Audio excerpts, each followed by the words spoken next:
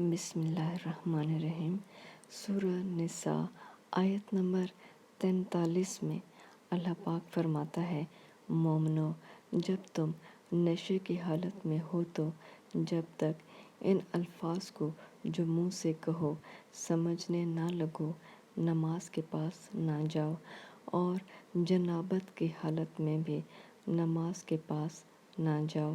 جب تک کہ غسل نہ کر لو۔ ہاں، اگر بحالت سفر رستے چلے جا رہے ہو اور پانی نہ ملنے کے سبب غسل نہ کر سکو تو